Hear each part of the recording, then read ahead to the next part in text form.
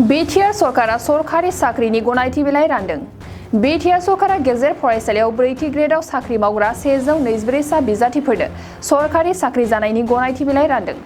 लोगोसे हायार आरो सिनियर सेकेन्डारिनि फरायसालिफोरनि सा 23 मावखानाय पोस्ट ग्रेजुएट फोरोंगिरिफोरनोबो गनायथि बिलाइखौ रानदों। बिटिसिनि लेजिस्लेटिभ एसेम्ब्लिनि अडिटोरियाम हलाव मोनसे मेहेरगोनां हाबाफारि लानायनि गेजेरजों दिनै गनायथि बिलाइखौ राननानै होनाय जादों।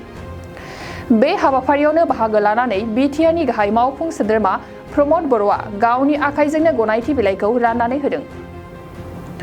हाबाफारियावनो बाहागो लाबावदोंमोन बिटिआरनि बुंथिगिरि खाथिराम बर', सिडली बियाबनि एमएलए जयन्त बसुमतारी, बिटिआरनि मावफुं सोद्रोमा रेवरेवा नार्जिहारि, मावफुं सोद्रोमा अकिल मोसाहारि, बिटिआरनि एमसिएलए माधव सिट्रि आरो बिटिसिनि माखासे मावफारिया बिथांमोना 47 आमार 4 ग्रेड 4 और 23 पिजिटी टीचारर पिजिटीसी पोस्ट ग्रेजुएट टीचारर एपइंटमेंट दिया होइसे।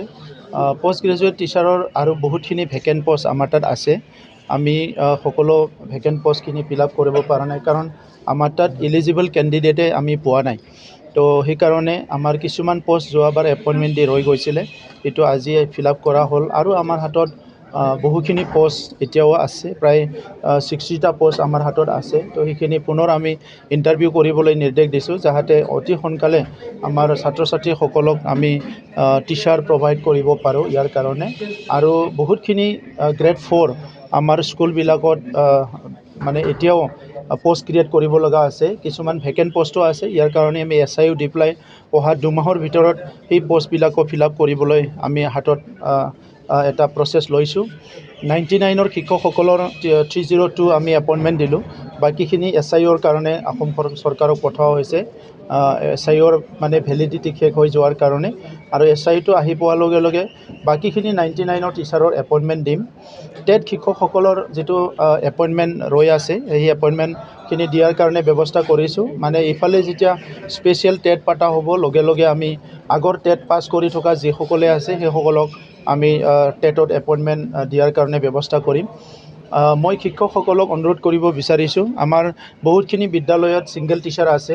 কিছুমান স্কুল আনমেনেজেবল হৈছে, য'ত 100জন ছাত্ৰ ছাত্ৰী আছে, 150জন ছাত্ৰ ছাত্ৰী আছে, তাত এজন শিক্ষকে ক্লাছ কৰিব নোৱাৰে। সেইকাৰণে য'ত য'ত ৰেচনেলাইজেশ্যন হোৱা নাই, য'ত প্ৰয়োজনতকৈ ৰেচিঅ'তকৈ বেছি টিচাৰ আছে, সেইসকলক অহা সপ্তাহৰ ভিতৰত আমি ৰেচনেলাইজেশ্যন কৰিবলৈ নিৰ্দেশ দিছোঁ। আৰু মই শিক্ষকসকলক অনুৰোধ কৰিছোঁ যে আমি গুণগত শিক্ষা দিয়াৰ উদ্দেশ্য আগত লৈ বা ছাত্ৰ ছাত্ৰীক ভালকৈ শিকাব পৰা এটা পৰিৱেশ গঢ়িবৰ কাৰণে যেতিয়াই মানে টিচাৰসকলক ৰেচনেলাইজেশ্যন কৰিব, তাত মেক্সিমাম টিচাৰৰ কনভিনিয়েঞ্চিটো চাব দিছোঁ, যাহাতে টিচাৰসকলৰো কনভিনিয়েণ্ট হয়।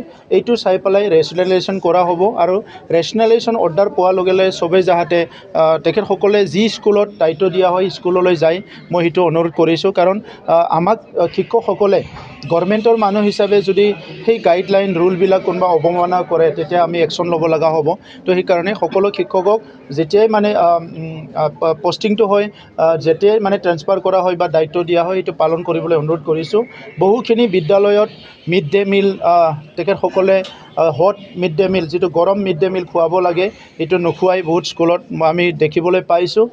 মই শিক্ষকসকলক আৰু SMCক মই আমাৰ চৰকাৰৰ তৰফৰ পৰা কঠোৰ ভাষাৰে কৈছোঁ যে ছাত্ৰ ছাত্ৰীক যাহাতে মিড ডে মিলৰ পৰা বঞ্চিত নকৰে। কোনোবা যদি কিবা কাৰণত খুৱাব নোৱাৰে, এইটো ৰিপৰ্ট কৰিব লাগে যে কি কাৰণত খুৱাব পৰা নাই।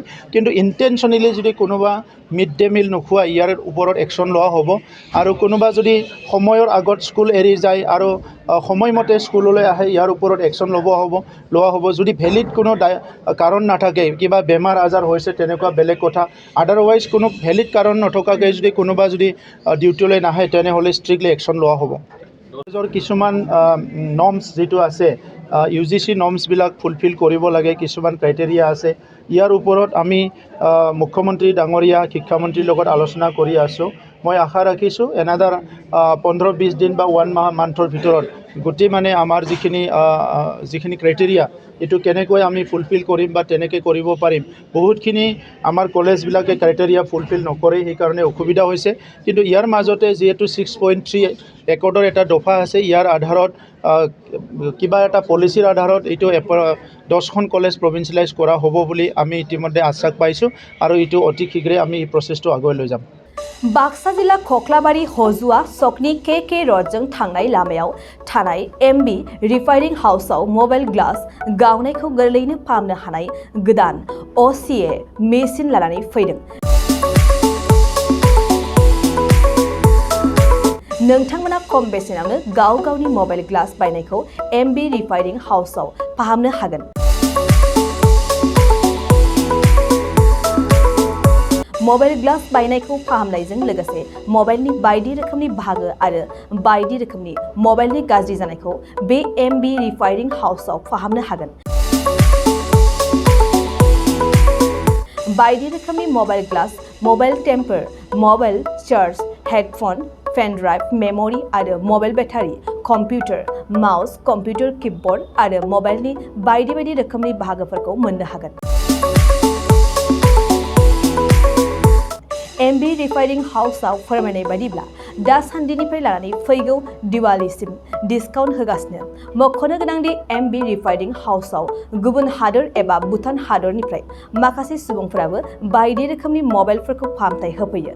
आबुं मोनथिनो थाखाय 8471972412 नङाब्ला 7002741465 जानबुं अनजिमायाव जगाजग खालामनो हागोन। सम फुंनि 8:30 रिंगानिफ्राय मोनाबिलिनि 8:30 रिंगासिम।